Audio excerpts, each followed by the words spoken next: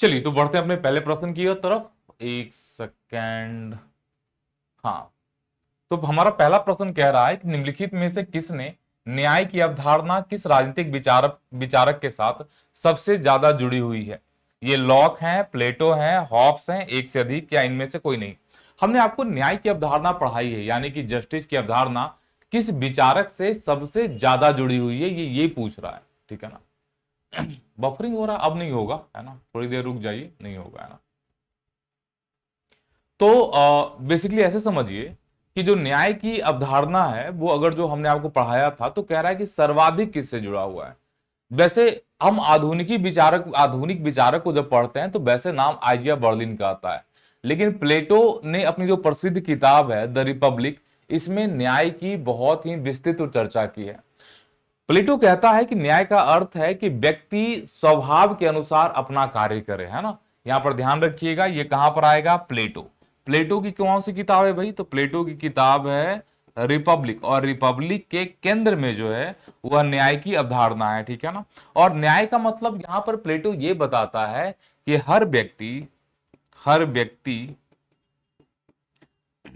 अपने स्वभाव के अनुसार कार्य करे, स्वभाव के अनुसार कार्य करे। जैसे मान लीजिए आपका स्वभाव का मतलब है यहां पर कि जो आप बनना चाहते हैं, ठीक है ना। जैसे मान लीजिए यहां पर ज्यादातर आप लोग में से जो शिक्षक हैं वो शिक्षक बनना ही नहीं चाहते, है ना। बहुत सारे छात्र ऐसे हैं जिनको लगा कि चलो कुछ नहीं हो रहा है तो टीचर बन जाते हैं। बहुत सारे जाकर देखिएगा तो कुछ नहीं होता तो चलो वकील बन जाते हैं।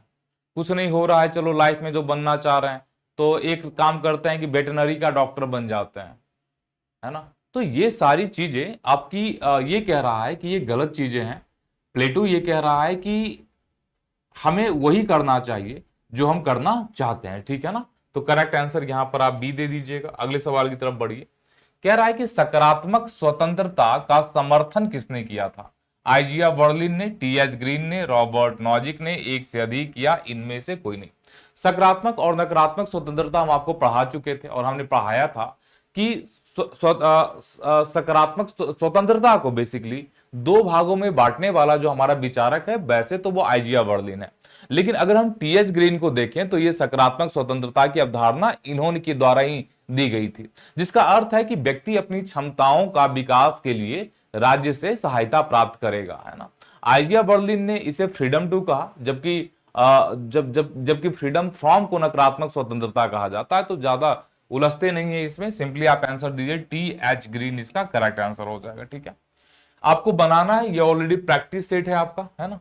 डेमोक्रेटिक सेंट्रलिज्म की अवधारणा किस विचारधारा के साथ संबंधित है? समाजवाद, उदारवाद, मार्क्सवाद, एक से अधिक, या इनमें से कोई नहीं?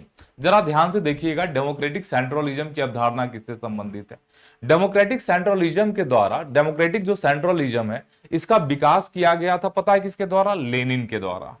लेनिन के द्वारा डेमोक्रेटिक सेंट्रलिज्म की जो अवधारणा है वह लेनिन के द्वारा आपकी दी गई थी। डेमोक्रेटिक सेंट्रलिज्म जो है वो एक तरीके का मार्क्सवादी लेनिनवादी सिद्धांत है। इसमें निर्णय ऊपर से नीचे तक लागू होता है ना। ऊपर से नीचे तक निर्णय लागू होता है और जो कम्युनिस्ट पार्टी होती है उसकी भूमिका इसमें अहम मानी जाती है। तो राइट आंसर क्या दीजिएगा यहाँ पे? करेक्ट आंसर हो जाएगा मार्क्सवाद, है ना। अगला सवाल कह रहा है कि इकोलॉजिज्म विचारधारा का मुख्य केंद्र क्या है, मतलब केंद्र में क्या है? आर्थिक न्याय है, पर्यावरणीय संरक्षण है, लैंगिक समानता है,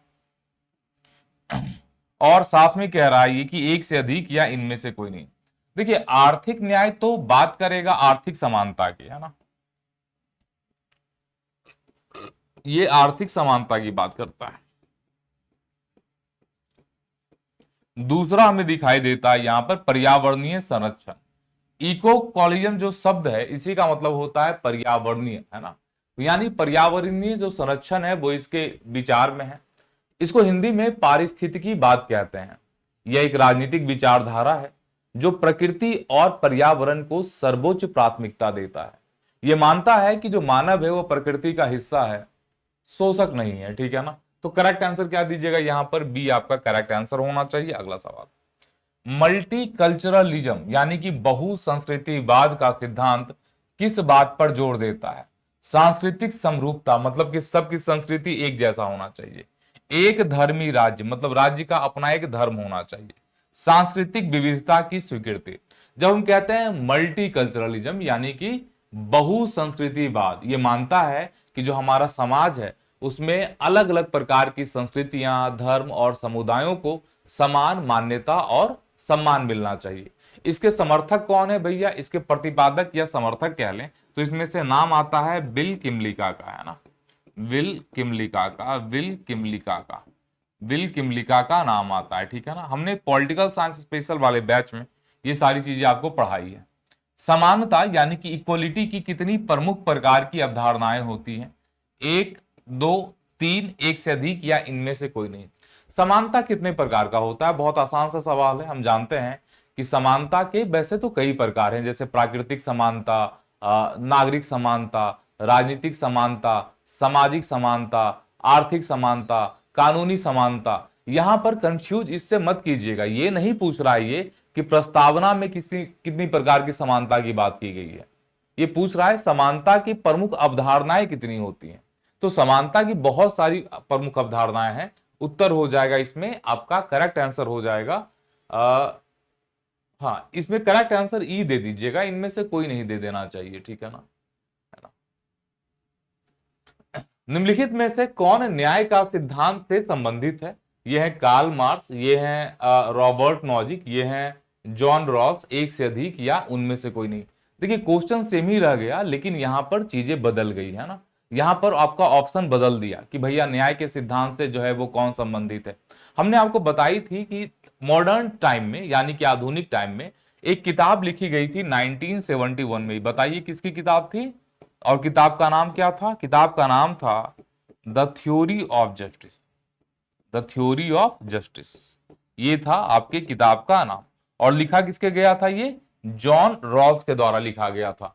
तो राइट आंसर क्या दीजिएगा कि थ्योरी ऑफ जस्टिस 1971 में जो है वह जॉन रॉल्स के द्वारा लिखा गया था और इसी में उन्होंने न्याय का जो सिद्धांत है उसको दिया था, ठीक है ना। रॉबर्ट नॉजिक की किताब का नाम याद रखिएगा, अनार्की स्टेट और यूटोपिया, जिसमें ये रॉस की आलोचना करते हुए अपना न्याय का सिद्धांत देते हैं ना। हालांकि कार्ल मार्क्स भी वर्ग आधारित जो न्याय है उसकी बात करते हैं, ठीक है ना। तो उस हिसाब से राइट आंसर इसका जो है निम्न में से कौन न्याय का सिद्धांत से संबंधित है, तो उस हिसाब से तो इसका उत्तर सी नहीं बल्कि एक से अधिक होना चाहिए, है ना। इसका आंसर, इसका मतलब क्या है ना कि अगर जॉन रॉस इसमें एक से अधिक नहीं होता तब ये उत्तर हम जॉन रॉस दे सकते थे, लेकिन रॉबर्ट नॉजिक का भी अपना न्याय का सिद्धांत है और अपने न्याय के सिद्धांत में हमने आपको बताया है कि रॉबर्ट नॉजिक आलोचना करता है किसका, रॉबर्ट नॉजिक आलोचना करता है इसी का, जॉन रॉल्स की आलोचना करता है। कार्ल मार्क्स के न्याय के सिद्धांत में भी हमें वर्ग आधारित न्याय पढ़ने को मिलता है ना। तो इस हिसाब से इसका राइट आंसर एक से अधिक होना चाहिए, डी इसका उत्तर होना चाहिए। नागरिकता का विचार किस पर आधारित होता है, संवैधानिक मान्यता पर, राजनीतिक भागीदारी पर, अधिकार और कर्तव्य पर, एक से अधिक या इनमें से कोई नहीं। नागरिकता की जो अवधारणा है वह संवैधानिक मान्यता मतलब कह रहा है कि नागरिकता का विचार किस पर होता है। देखिए क्या नागरिकता हमें संविधान के द्वारा नहीं मिलता, हाँ मिलता है। नागरिक क्या राजनीति में भागीदारी नहीं लेते, लेते हैं। नागरिकों के क्या अधिकार होते हैं, होते हैं। नागरिकों को क्या कर्तव्य होते हैं, कर्तव्य भी होते हैं। यानी कि कहने का मतलब यह हुआ कि जो नागरिकता की हमारी अवधारणा है, ध्यान दीजिएगा, नागरिकता की जो हमारी अवधारणा है वो संवैधानिक मान्यता, राजनीतिक भागीदारी, अधिकार, कर्तव्य तीनों तत्वों से मिलकर के बना हुआ है। यहां पर एक विचारक है, नाम है टीएच मार्शल। टीएच मार्शल नागरिकता को नागरिक, राजनीतिक और सामाजिक अधिकारों के समन्वय के रूप में देखते हैं, ठीक है ना। तो राइट आंसर यहां पर आपको डी देना था। चलिए अगले सवाल की तरफ बढ़ते हैं। कह रहा है कि लिबरल फेमिनिज्म यानी कि उदारवादी नारीवाद या कह लीजिए उदार नारीवाद, है ना, उदार नारीवाद किस बात पर बल देता है, वर्ग संघर्ष पर। अरे वर्ग संघर्ष पर तो मार्क्सवाद आपका बल देता है कि नहीं देता है, ठीक है ना। बाजार व्यवस्था पर, ये तो उदारवाद आपका बल देता है ना, या बाजारवाद कह लीजिए बल देता है, ऐसा भी कह सकते हैं कि इस पर तो बाजारवाद बल देता है। समान अवसर और अधिकार पर, बिल्कुल सही, उदारवाद महिलाओं और पुरुषों के समान अवसर और अधिकार के बात पर बल देता है। तो राइट आंसर क्या दीजिएगा कि भाई उदारवादी जो नारीवाद है उसका मानना है कि महिलाओं को पुरुषों के समान शिक्षा, रोजगार और राजनीतिक अधिकार मिलने चाहिए, है ना। और इसमें हमने आपको बताया था मैरी वॉलस्टोनक्राफ्ट का नाम और जॉन स्टुअर्ट मिल का नाम, जिसे आपको याद रखना है ना, जेएस मिल का नाम। प्लेटो की प्रसिद्ध कृति है कौन सी है जिसमें न्याय का विश्लेषण किया गया है? बहुत आसान सा सवाल है ना। पॉलिटिक्स है, द रिपब्लिक है, निको मैकियन एथिक्स है, एक से अधिक है, या इनमें से कोई नहीं। बताइए इसका करेक्ट आंसर क्या दीजिएगा, उत्तर आपको देना है ना, बताइए। देखिए प्लेटो की प्रसिद्ध कृति जिसका कि केंद्रीय विषय न्याय है, हमने उत्तर क्या बताया था, बहुत अच्छे से पढ़ाया हुआ है आपको, द रिपब्लिक। द रिपब्लिक जो कि 375 ईसा पूर्व लिखी गई थी, प्लेटो की सबसे महत्वपूर्ण रचना है और इसमें न्याय, आदर्श, राज्य, शिक्षा, दार्शनिक राजा की अवधारणा का बहुत ही विस्तृत वर्णन किया गया है। पॉलिटिक्स अरस्तु, है ना, ये कह रहे हैं पॉलिटिक्स तो अरस्तु की रचना है, इसमें केंद्र में रिपब्लिक जो है, रिपब्लिक इसका आपका करेक्ट आंसर हो जाएगा। टू कॉन्सेप्ट ऑफ लिबर्टी किसकी रचना है? अगर जो आप कॉपी अपना खोल के देखिएगा तो वहां भी आपको ये मिल जाएगा, ठीक है ना। क्या रहा है, टू कॉन्सेप्ट ऑफ लिबर्टी, ये जो लेख है किस राजनीतिक चिंतक के द्वारा लिखी गई है, ध्यान रखिएगा, ये है आपके टू कॉन्सेप्ट ऑफ लिबर्टी, है ना, किसके द्वारा लिखा गया है? टू कॉन्सेप्ट ऑफ लिबर्टी लिखी गई है आपके आइजिया बर्लिन के द्वारा। इसी टू कॉन्सेप्ट ऑफ लिबर्टी में 1958 में लिखी गई ये प्रसिद्ध निबंध था, जिसमें उन्होंने स्वतंत्रता के दो रूपों का वर्णन किया था। एक नकारात्मक स्वतंत्रता जिसका मतलब था बाधाओं से मुक्ति, और दूसरा था सकारात्मक स्वतंत्रता मतलब कि आत्मविश्वास की क्षमता को बढ़ाना, ठीक है ना। तो करेक्ट आंसर आइजिया बर्लिन आप दीजिएगा। द प्रिंस ग्रंथ किस शासक के सिद्धांतकार की रचना है? अच्छा, प्रिंस की रचना किसने की है?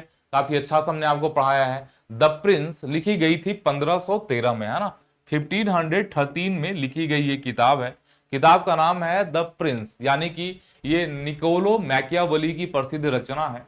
इन्होंने इसमें शासक को यथार्थवादी राजनीति अपनाने की सलाह दी थी। मतलब इसने कहा था थोड़ा सा रैशनल शासक होना चाहिए, है ना, और ये साध्य साधन को उचित ठहराता है। आधुनिक राजनीतिक विचार का जो आधार ग्रंथ है वह मैकियावेली के प्रिंस को ही माना जाता है। मतलब अभी जितना पॉलिटिशियंस सब देख रहे हैं ना, सब इसी के विचार से प्रभावित है। तो करेक्ट आंसर क्या दीजिएगा यहाँ पर?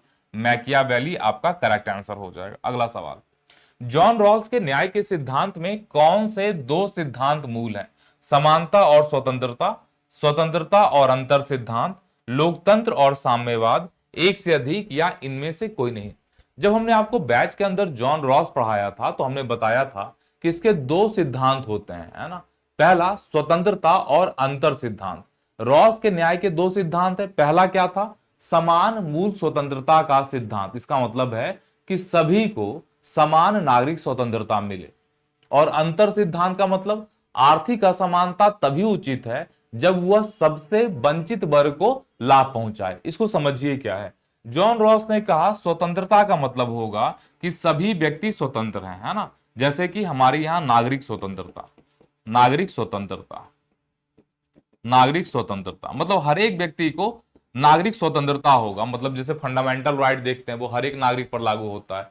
और अंतर सिद्धांत का मतलब होता है कि सरकार चाहे तो भेदभाव कर सकती है, लेकिन ये भेदभाव तभी उचित होगा जब इससे किसी वंचित को लाभ मिले। जैसे उदाहरण के तौर पर सरकार देख रही है कि सिलेंडर की कीमत बहुत ज्यादा बढ़ रहा है, सिलेंडर की कीमत तेजी से बढ़ने वाले हैं। अब गवर्नमेंट को पता है कि जो हमारा गरीब तबका का आदमी है वो सिलेंडर खरीद नहीं पाएगा, तो वो कहती है कि जो बीपीएल वाले फैमिली हैं उनके लिए हम मुफ्त सिलेंडर का इंतजाम कर देते हैं। तो इसको क्या होता है? भेदभाव करना।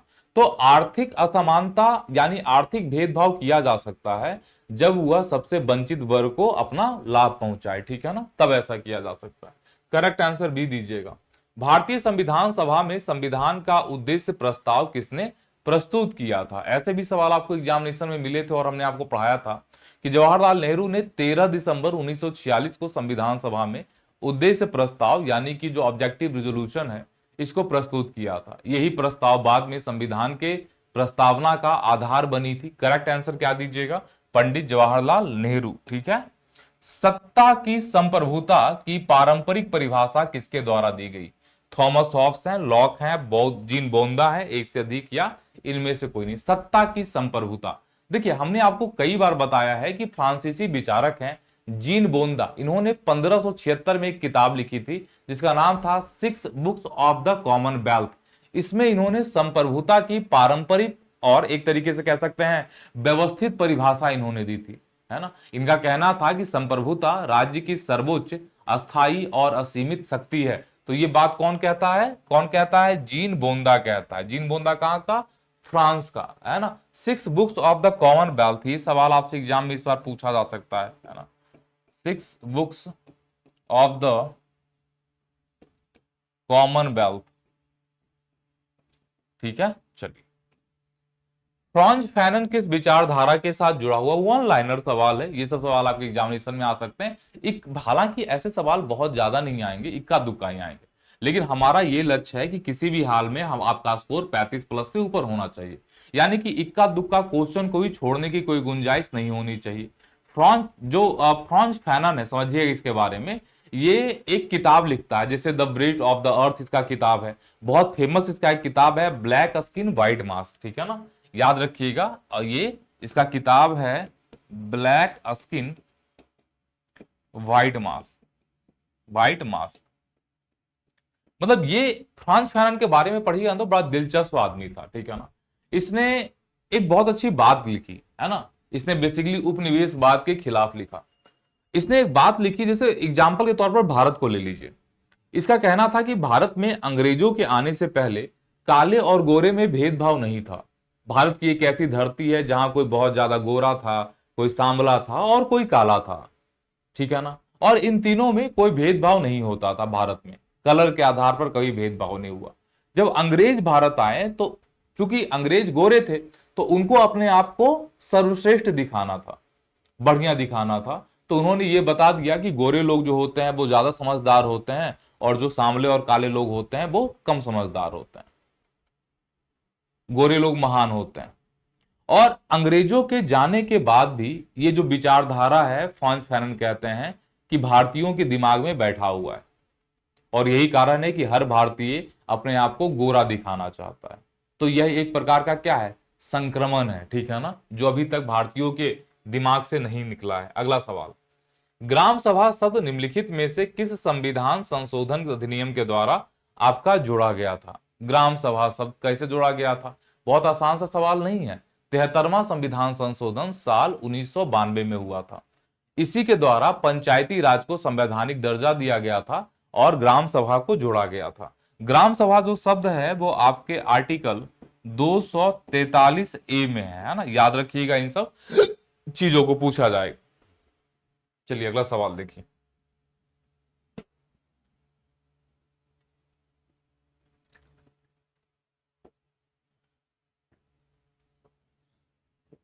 भारतीय संविधान का कौन सा अनुच्छेद सांस्कृतिक और शैक्षणिक अधिकार से संबंधित है? एक है, 19 है, 29, 30 है, एक से अधिक या इनमें से कोई नहीं। आसान सा सवाल है। हम सब जानते हैं कि भारतीय संविधान में सांस्कृतिक और शैक्षणिक जो शैक्षणिक अधिकारों से जो संबंधित है वो है हमारा अनुच्छेद 29 और 30। अनुच्छेद 29 जो है वह अल्पसंख्यक वर्गों को अपनी भाषा, लिपि और संस्कृति को सुरक्षित रखने का अधिकार देता है। तो वहीं आर्टिकल जो 30 है वह अल्पसंख्यक को अपनी शिक्षण संस्थानों को स्थापित करने और चलाने का अधिकार देता है। तो राइट आंसर यहां पर क्या दीजिएगा? 29 और 30, ठीक है ना। भारत की विदेश नीति में गुजराल सिद्धांत किससे संबंधित है? परमाणु नीति से, पड़ोसी देशों के साथ संबंध से, क्षेत्रीय सहयोग से, एक से अधिक या इनमें से कोई नहीं। गुजराल डॉक्ट्रिन अभी हाल फिलहाल में हमने आपके साथ पढ़ाया है, एनसीईआरटी में भी आगे आपको पढ़ना है गुजराल डॉक्ट्रिन। गुजराल सिद्धांत संबंधित है पड़ोसी देशों के साथ संबंध के साथ। गुजराल सिद्धांत साल 1996 में जब तत्कालीन विदेश मंत्री थे, इनका नाम था इंद्र कुमार गुजराल, इसके अनुसार भारत अपने जो पड़ोसी देश है पाकिस्तान को छोड़कर करके सबके साथ अपने संबंधों को बढ़िया बनाएगा, यानी कि पड़ोसी देशों के साथ संबंधों पर यह आधारित था। याद रखिएगा, it was in 1996 by the Indra Kumar Gujral, है ना। इंद्र कुमार गुजराल। ठीक है, अगला सवाल देखिए, कह रहा है कि ब्यूरोक्रेटिक ऑथोराइजेशन, ब्यूरोक्रेटिक ऑथोराइजेशन है ना, ब्यूरोक्रेटिक ऑथोराइजेशन, ब्यूरोक्रेटिक का मतलब नौकरशाह, ऑथोराइजेशन का मतलब होता है सत्ता, है ना। तो ब्यूरोक्रेटिक ऑथोराइजेशन को निम्नलिखित में से किस प्रकार की शासन व्यवस्था में माना जाता है। मतलब कहने का मतलब वह कौन सा शासन व्यवस्था है जिसको ब्यूरोक्रेट चलाते हैं, मतलब नौकरशाह चलाते हैं। तो ब्यूरोक्रेट ऑथोराइजेशन जो है वह एक ऐसी व्यवस्था है जिसमें सैन्य और नौकरशाही मिलकर के सत्ता पर नियंत्रण करते हैं, यानी कि ये लोकतांत्रिक नहीं होती है, ठीक है ना। इस अवधारणा को देने वाला कौन था, इनका नाम था डोनेल करके एक व्यक्ति था जिसने ये दिया था, ठीक है, लैटिन अमेरिका के संदर्भ में दिया गया था। और बेसिकली ये जो व्यवस्था होती है ये अधिनायकवादी होती है। अधिनायकवादी का मतलब कि एक सर्वश्रेष्ठ व्यक्ति है ना, ऊपर सत्ता पर बैठा हुआ, और वो जो बोलेगा वही चल होगा, है ना। जनता उनता का कुछ इसमें जनता उनता का कोई लेना देना नहीं होता है। पॉलिटिकल ऑब्लिगेशन, पॉलिटिकल ऑब्लिगेशन का मतलब होता है यहां पे कि ऑब्लिगेशन का मतलब दायित्व, पॉलिटिकल का मतलब राजनीतिक। पॉलिटिकल ऑब्लिगेशन की वैधता का आधार निम्नलिखित में से किस विचार ने टैसिट कंसेंट के रूप में बताया है। टैसिट कंसेंट का मतलब होता है मौन सहमति, है ना। टैसिट कंसेंट का मतलब होता है मौन सहमति, याद रखिएगा, मौन सहमति, है ना। कह रहा है कि पॉलिटिकल ऑब्लिगेशन मतलब कि राजनीतिक वैधता या राजनीतिक दायित्व की, राजनीतिक दायित्व की वैधता का आधार निम्न में से किसने मौन सहमति बताया है। याद रखिएगा, मौन सहमति का मतलब क्या, जनता की सहमति। देखिए यहां पे एक विचारक है जॉन लॉक, जॉन लॉक ने कहा कि जो व्यक्ति राज्य की भूमि पर रहता है और उसकी सेवाओं का उपयोग करता है, जैसे आप भारत की भूमि पर रहते हैं और भारत की सेवाओं का उपयोग करते हैं, वह मौन सहमति के द्वारा राज्य के नियमों का पालन करता है। जैसे उदाहरण के तौर पर आप रोज जब घर से बाहर निकलते हैं तो हेलमेट लगा करके निकलते हैं, यानी कि आप राज्य के बनाए गए नियम का पालन कर रहे हैं, चुपचाप पालन कर रहे हैं, ठीक है ना। इसी को टैसिट कंसेंट कहा जाता है और ये जॉन लॉक के द्वारा दिया गया था। अगला सवाल देखिए, विचारधारा के अंत का सिद्धांत किसने दिया था। फुकुयामा, बेल है, पॉपर है, एक से अधिक या इनमें से कोई नहीं। अब आप कहिएगा सर विचारधारा के अंत का क्या मतलब होता है। यहां पर जो राइट आंसर होगा वो डैनियल बेल होगा। डैनियल बेल 1960 में वो किताब लिखता है, ध्यान रखिएगा। इस किताब का नाम है end of ideology. 11th class की किताब का ये सब सवाल है ना। End of ideology, end of ideology, है ना। आइडियोलॉजी का क्या मतलब होता है, विचारधारा, एंड ऑफ आइडियोलॉजी, है ना। ये किताब लिखता है और इसी में डैनियल बेल विचारधाराओं के अंत की बात करता है। उसमें वह तर्क देता है कि पश्चिमी जो देश है उसमें वैचारिक जो लड़ाइयां हुई हैं वो समाप्त हो गई है। विचारधारा की लड़ाई कहां थी, साम्यवाद और पूंजीवाद के बीच में, है ना, अमेरिका और यूएसएसआर के बीच में। तो जब 1991 में लड़ाई समाप्त हो गई तो उसने कहा कि भाई विचारधारा का अंत हो गया, ठीक है ना। यहां पर छात्र कंफ्यूज होते हैं फ्रांसिस फुकुयामा के साथ। फ्रांसिस फुकुयामा ने इतिहास का अंत इसे करार दिया था, ठीक है ना। इस लड़ाई को इसने माना था इतिहास का अंत, है ना, इतिहास का अंत। इस टाइप के क्वेश्चन इस बार आपको एग्जामिनेशंस में ज्यादा देखने को मिलेंगे। कह रहा है कि द सोशल कॉन्ट्रैक्ट किसने लिखा था, पढ़ा चुके हैं, बताइए। लॉक है, रूसो है, हॉब्स है, एक से अधिक या इनमें से कोई नहीं, है ना। अगर जो आप पॉलिटिकल साइंस फाउंडेशन बैच में पढ़ रहे होंगे तो ये हमने आपको जरूर पढ़ाया होगा कि द सोशल कॉन्ट्रैक्ट पुस्तक है उसने उसे रूसो के द्वारा लिखी गई थी। इनका नाम था रूसो, है ना। साल 1962 में ये किताब लिखी गई थी, द सोशल कॉन्ट्रैक्ट, और इसमें इन्होंने सामान्य इच्छा यानी कि जनरल बिल की अवधारणा दी थी। साथ ही साथ एक बात और कही थी कि मनुष्य स्वतंत्र पैदा होता है लेकिन वह सर्वत्र जंजीरों में जकड़ा पड़ा हुआ है। तो करेक्ट आंसर क्या दीजिएगा यहां पर, रूसो करेक्ट दीजिएगा। कह रहा है कि अधिनायकवाद की प्रमुख विशेषता क्या होती है। स्वतंत्र प्रेस होता है, बताइए स्वतंत्र प्रेस अधिनायकवाद में होगा कभी। विपक्षी दलों की स्वीकृति होती है, एकाधिकारवादी सत्ता होता है, एक से अधिक या इनमें से कोई नहीं। अधिनायकवाद में क्या होता है कि भाई एकाधिकारवादी सत्ता होता है, मतलब सत्ता पर एक ही व्यक्ति जो है वह काबिज होता है और ना तो नागरिक स्वतंत्रता होता है ना तो प्रेस का स्वतंत्रता होता है। आपकी स्वतंत्रताएं खत्म कर दी जाती है, विपक्ष की भूमिका को स्वीकार नहीं किया जाता, ठीक है ना। अगला सवाल देखिए क्या कह रहा है, कौन सा विचारक महिला और पुरुष की समानता की मांग करने वाली पहली प्रमुख राजनीतिक लेखिका है। मतलब कौन सी ऐसी विचारक कह लीजिए या राजनीतिक लेखिका कह लीजिए जिसने सबसे पहली बार स्त्री और पुरुष के समान अधिकारों की बात की है। 1792 का ये टाइम है ना, जब भारत गुलाम था। It was the 1792। और यहां पर एक विचारक हैं जिनका नाम है मैरी वॉलस्टोनक्राफ्ट।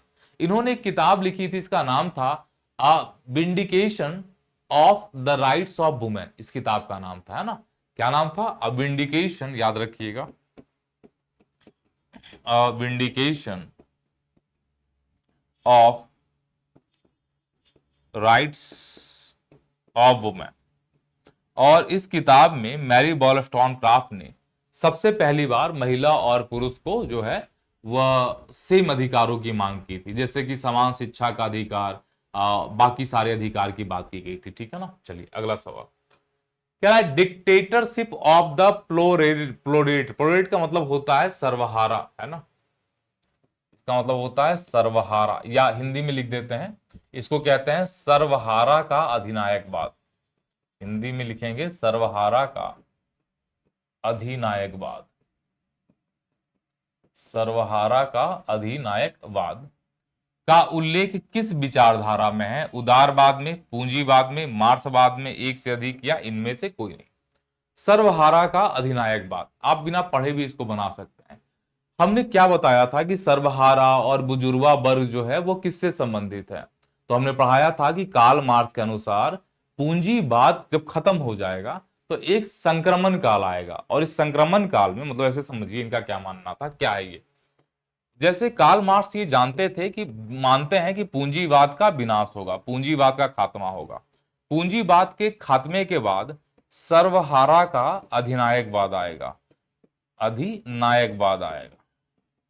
सर्वहारा का अधिनायकवाद कुछ समय के लिए होगा, क्योंकि ये सीमित समय के लिए होगा, और इसके बाद जो हमारी सोसाइटी है ये साम्यवादी हो जाएगी। मतलब पूंजीवादी के व्यवस्था के खात्मे के बाद कुछ समय तक जो व्यवस्था है वह सर्वहारा के पास आएगी, मतलब मजदूरों के पास आएगी। आई बात समझ में? ठीक है ना। चलिए अगला सवाल, निम्नलिखित में से कौन भारतीय संविधान की प्रस्तावना का हिस्सा नहीं है? बताइए, क्या करेक्ट आंसर दीजिएगा।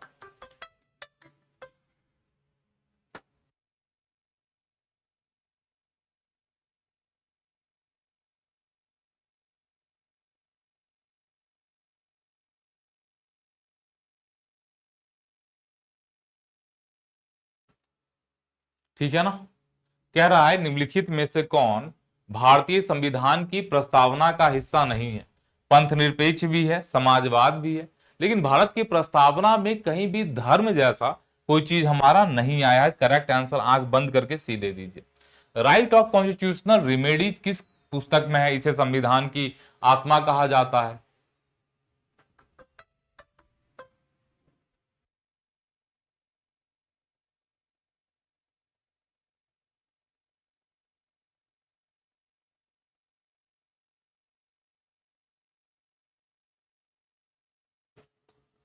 ठीक है। सो राइट ऑफ कॉन्स्टिट्यूशनल रिमेडीज हम सब जानते हैं कि अगर किसी व्यक्ति के मौलिक अधिकार का उल्लंघन होता है तो अनुच्छेद 32 के तहत वह सुप्रीम कोर्ट जा सकता है। इसे संविधान की हृदय और आत्मा कहते हैं। आराम से आप बना लीजिएगा, करेक्ट आंसर सी दीजिएगा। अगला सवाल कह रहा है कि फेडरलिज्म विथ यूनिटरी बायस की विशेषता भारत में किस वजह से है? मतलब भारत जो है वो एक प्रकार का संघात्मक व्यवस्था वाला देश है, लेकिन इसका झुकाव जो है वो किधर है? यूनिटरी के तरफ है। मतलब ठीक है ना। केंद्र को अधिक शक्तियां प्राप्त है, राज्यपाल की भूमिका, संविधान का अनुच्छेद 356। मतलब भारत में संघीय व्यवस्था हमें दिखाई देता है, लेकिन फिर भी इसका जो झुकाव है शक्ति का वो हमें केंद्र की तरफ ज्यादा दिखाई देता है। और ये हमें कहां दिखाई देता है? जैसे अगर जो आप यूनियन लिस्ट को देखें तो भारत में केंद्र के पास ज्यादा शक्तियां हैं। राज्यपाल की भूमिका को देखिए, क्योंकि वह केंद्र का प्रतिनिधि है। अनुच्छेद 356 को देखिए, राष्ट्रपति शासन, इसलिए केसी वियर इसको अर्धसंघीय कहता है। केसी वियर इसे अर्धसंघीय कहता है। ये तीनों आ जाएगा इसके उत्तर में, है ना। अगला सवाल, लोक प्रशासन का द्वैध चरित्र किसने कहा था? लोक प्रशासन का, शायद ये सवाल आप में भले ना आए, है ना, थोड़ा सा एक्स्ट्रा ये सवाल है। लोक प्रशासन का द्वैध चरित्र किसने कहा था? हालांकि एक आध लाइन तो आपको जानना ही चाहिए था। यहां पर एक व्यक्ति, इनका नाम है आपका ड्वाइट वाल्डो, है ना, और इसने लोक प्रशासन के बारे में कहा था कि यह दो भूमिकाओं में काम करता है, एक है एकेडमी में और दूसरा है व्यवसायिक क्षेत्र में, मतलब दोनों जगह हमें इसे पढ़ना होता है। ये कहा था ड्वाइट वाल्डो ने, ठीक है ना। अगला सवाल, कौटिल्य के अनुसार राज्य की 4 आवश्यक संस्थानें कौन सी है? राजा, मंत्री, खजाना, सेना। बताइए जल्दी से, क्या राइट आंसर दीजिएगा। ये तो आपको दिख ही रहा है, तो हम इसको पढ़ करके नहीं बताएंगे, सीधा हम व्याख्या करेंगे। कौटिल्य की किताब का नाम जो है वो है अर्थशास्त्र, और अर्थशास्त्र में उसने साप्तांग सिद्धांत दिया था। साप्तांग का मतलब राज्य के 7 अंग, ऐसे समझिए, राज्य के 5 और 2 7 अंग, ठीक है ना। पहला अंग जो है वो है राजा, जो सबसे इंपॉर्टेंट है। राजा के बाद दूसरा अंग है अमात्य, अमात्य मतलब मंत्री। तीसरा हमारा जनपद, जनपद मतलब जैसे जिला मान लीजिए, है ना, जनपद। चौथा हमारा है दुर्ग, दुर्ग का मतलब किला। पांचवा हमारा है कोष, कोष का मतलब खजाना। छठा है हमारा दंड, दंड का मतलब सेना। और सातवां है हमारा कौन सा? मित्र, है ना। लेकिन इसमें 4 सबसे ज्यादा प्रमुख है।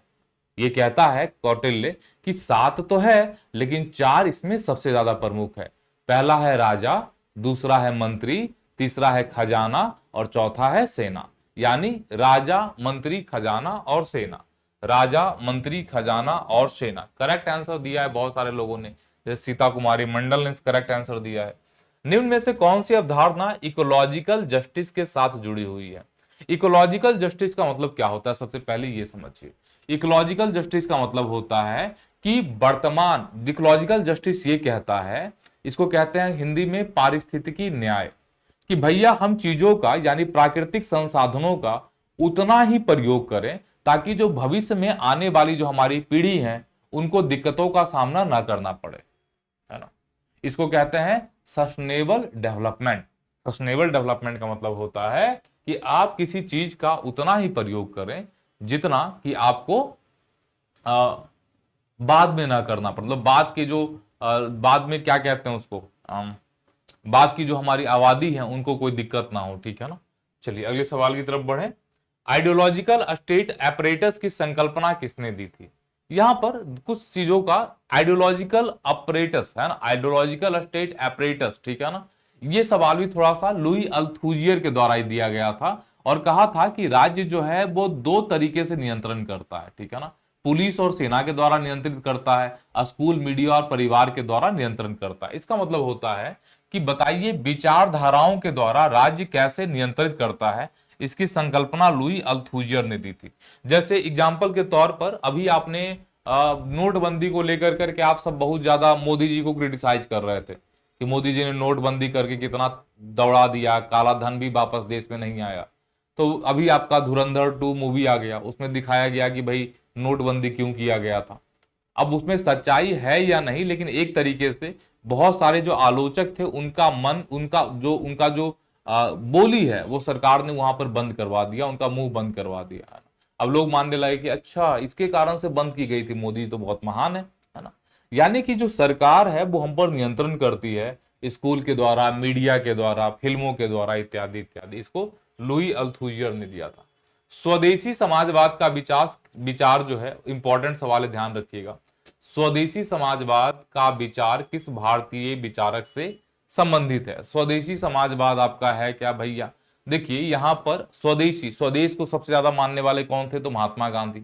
स्वदेशी जो समाजवाद है यह भारतीय परंपरा पर आपका आधारित था, जैसे ग्राम स्वराज, स्वदेशी उत्पादन, सर्वोदय, ट्रस्टीशिप, है ना। और ये जो पश्चिमी हमारा मार्क्सवाद है ना, मार्क्सवादी समाजवाद है ना, उससे बिल्कुल अलग है। तो महात्मा गांधी इसका आप करेक्ट आंसर दे दीजिएगा, वैसे दे भी दिए होंगे। भारतीय संविधान का कौन सा अनुच्छेद आपातकाल की स्थिति में मौलिक अधिकारों को स्थगित करने की अनुमति देता है? आसान सा सवाल है। आर्टिकल 19 है, 35352 है, 359 है, एक से अधिक या इनमें से कोई नहीं। बताइए, कह रहा है कि भारतीय संविधान का कौन सा अनुच्छेद जो है वह मौलिक अधिकारों को स्थगित करने का अनुमति देता है?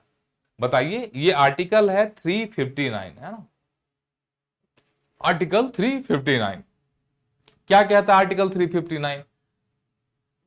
ये कहता है कि जब देश में राष्ट्रीय आपातकाल लगा हो, राष्ट्रीय आपातकाल मतलब आर्टिकल 252 लगा हो, तो उसके दौरान मौलिक अधिकारों को निलंबित किया जा सकता है ना, यही बात कहता है। ठीक है ना, तो राइट आंसर आप सी दीजिएगा ना इसका। बैलेंस ऑफ पावर किस सिद्धांत के साथ जुड़ा अंतरराष्ट्रीय संबंधों का प्रमुख तत्व है? 12वीं क्लास के एनसीईआरटी के पार्ट 2 में आपको यह पढ़ना है। अंतरराष्ट्रीय संबंधों का यह वो सिद्धांत है जो शक्ति संतुलन को केंद्र में मानता है। इसके प्रमुख जो विचारक हैं वो हंस मार्गेंथाउ आते हैं, कैनेथ वॉल जो हैं वो मेनली इसके आते हैं। ठीक है ना, और बेसिकली यह यथार्थवाद से आपका संबंधित है। किससे संबंधित है? यथार्थवाद से संबंधित है। कृषि संकट और किसान आंदोलन को निम्न में से कौन सा राजनीतिक प्रक्रिया माना जा सकता है? सिविल सोसाइटी, नई सामाजिक गतिविधि, दल आधारित आंदोलन, एक से अधिक, या इनमें से कोई नहीं। कृषि संकट और जो आपका सामाजिक आंदोलन होता है, ये देखिए इसमें क्या है भाई, देखिए किसान आंदोलन जो है वह नई सामाजिक गतिविधियों की श्रेणी में आता है, यानी न्यू सोशल मूवमेंट की श्रेणी में आता है, जो पहचान, अधिकार और पर्यावरण के मुद्दे पर होता है, ना कि कोई जाति, धर्म या वर्ग संघर्ष पर है। ठीक है ना, तो इसका राइट आंसर जो है वो कृषि संकट और किसान आंदोलन जो है वो नई सामाजिक गतिविधियों के अंतर्गत आएगा। भारत में लोकपाल और लोकायुक्त अधिनियम कब पारित हुए थे? करीब 100 बार हमने आपको पढ़ाया होगा कि भारत में लोकपाल और लोकायुक्त अधिनियम साल 2013 में बना था, संसद के द्वारा पारित हुआ था। कहा कि 2011 में अन्ना हजारे मूवमेंट चल रहा था। लोकपाल केंद्र सरकार के अधिकारियों के विरुद्ध भ्रष्टाचार की जांच करता है। राइट आंसर है आपका सी। राजनीतिक संस्कृति की अवधारणा किसने दी थी? एलमंड बर्वा ने, स्टर्न ने, हटिंगटन ने, एक से अधिक, या इनमें से कोई नहीं। राजनीतिक संस्कृति की जो अवधारणा है वो देने वाले थे एडमंड बर्वा, है ना। 1963 में इन्होंने द सिविक कल्चर नाम का एक किताब लिखा था, उसमें यह अवधारणा दी गई है। निर्णय सिद्धांत का संबंध किस प्रशासनिक चिंतक से है?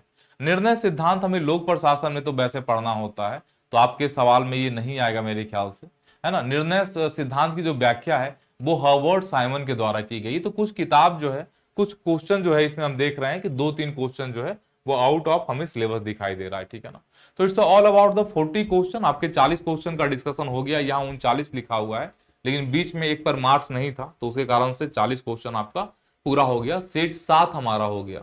सेट 8 जो है वो कल नहीं परसों करेंगे, क्योंकि कल पीजीटी वालों का होगा, फिर आगे अगले दिन टीजीटी वालों का। इसलिए सप्ताह में 3 सेट आपका होगा, क्लास की टाइमिंग यही रहेगी, और 3 सेट पीजीटी वालों का होगा। तो लगातार हम ऐसे कर करके चीजों को देखते हुए चले जाएंगे। ठीक है, चलिए मिलते हैं अभी से। फिर आपकी मेन क्लासेज है, मतलब कि 11 बजे से आई थिंक आपकी राजनीतिक विज्ञान जो है वो आपका एनसीईआरटी की क्लास है ना।